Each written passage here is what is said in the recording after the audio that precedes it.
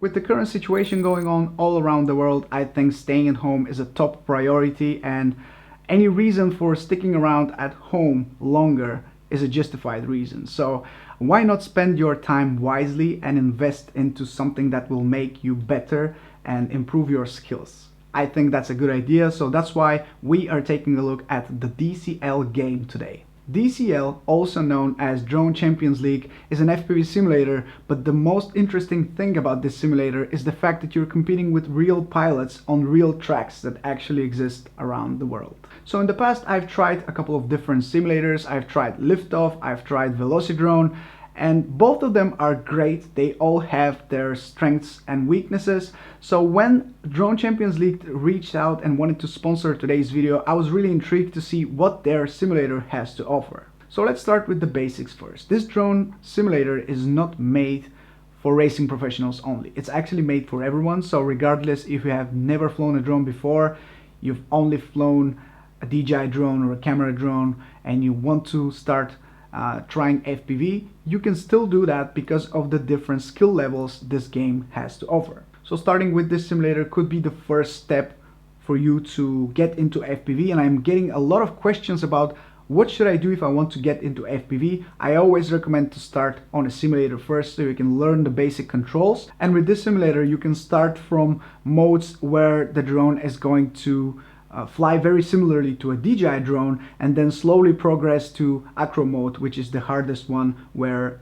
all controls are completely manual and it's just up to your skills to control the drone. One of the first things I look for in a simulator is how can I control my drone inside the simulator. So luckily I'm able to use my DJI FPV remote for this simulator. So if you're on PC or Mac, you can use your drone remote controller and just connect it to your computer, you're good to go. However, this simulator is also available on consoles. So if you want to play on your PS4 or Xbox, you have to use your joystick for that. So when you start the simulator, you have 4 different modes to choose from. You have time attack, free flight, events, and multiplayer. Time attack is your regular racing mode, and in this mode you're competing to finish as quickly as possible by going through the checkpoints on the track. And in this mode you're competing with players from all around the world. On every track there are 5 predetermined finishing times, and depending on how quickly you finish, you earn props. The more props you earn, the more tracks you unlock. That's one thing that I don't really enjoy about this simulator. That's the fact that you have to race in order to unlock more tracks.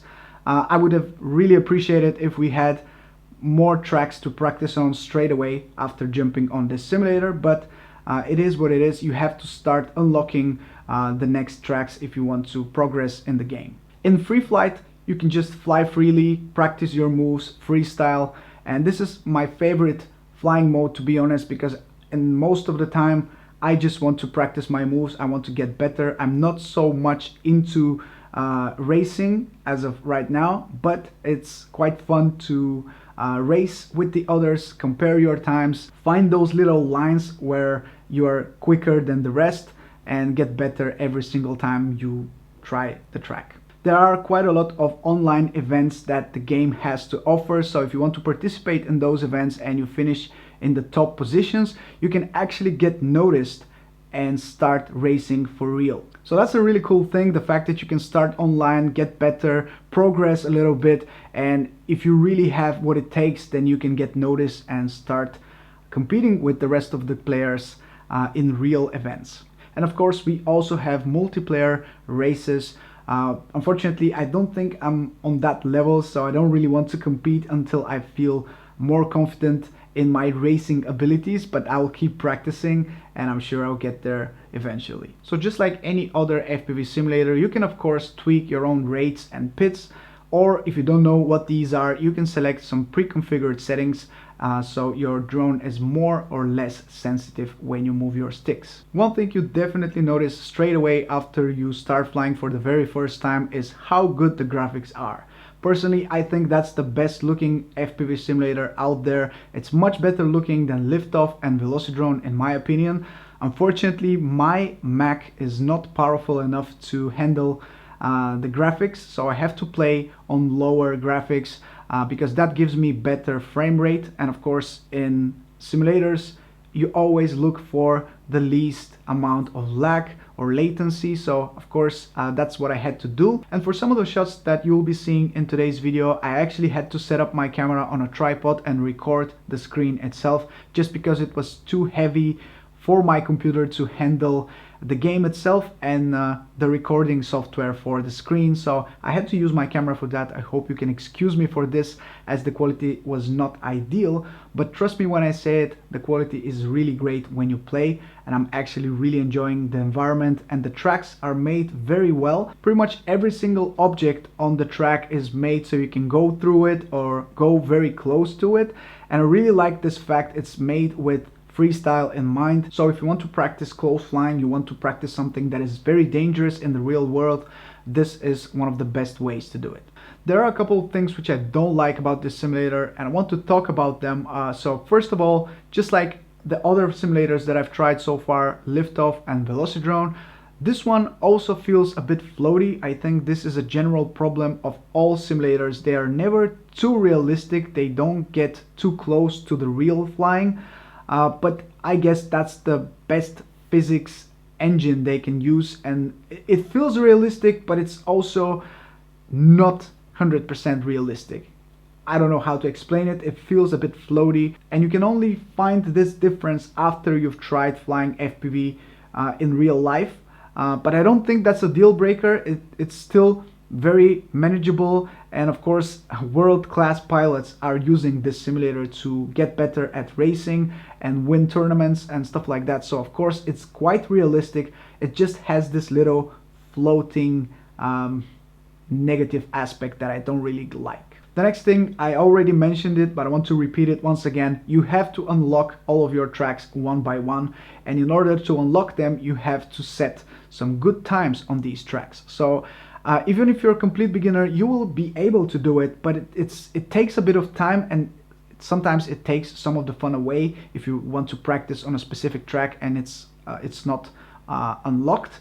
That could be a bit annoying sometimes, but it can also be a positive thing depending on how you look at it, because it will make you repeat the same track until you master it, so that will make you a better pilot in the end. And the last thing which I don't like is the fact that you only have 3 drones to choose from. So you have the DCL 19, which is the default drone that you can use, and it flies pretty well, but you also have a lighter version of the drone and a heavier version. The heavier version is quite a lot heavier, and it doesn't fly that well in my opinion. It's a bit faster, but it's also very heavy, so it's not ideal.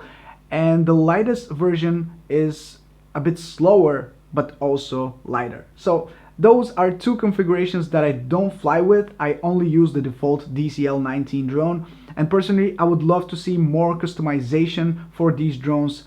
They have some skins, but skins don't really make a difference when you're flying, because you're flying the drone, you don't see it anyway. So I would prefer if they had more options for different drones with different configurations instead of these skins, for example. So that's pretty much it. This is the DCL simulator, and I think it's perfect for everyone looking to get into FPV.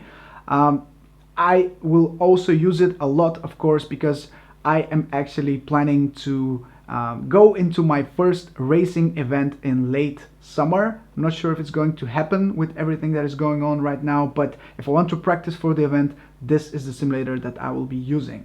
The DCL simulator costs $30 or 30 euros depending on where you are, and it's available both for PC and Mac, and also you can buy it for your console, PlayStation 4 or Xbox. I'll link it below if you want to check it out, and once again I want to thank DCL for sponsoring today's video. And there you guys have it. This is something that I wanted to share with you. I really think it's a great idea to invest into your skills and get better. If you don't have anything else to do while staying at home, why not invest into a simulator and finally start flying FPV drones? If that's something that you are looking to get into, I think it's a great idea. So thank you so much for watching today's video. It's been a pleasure. This is Mike from Drone Supremacy, and I'll catch you in the next one. Stay safe. Ciao.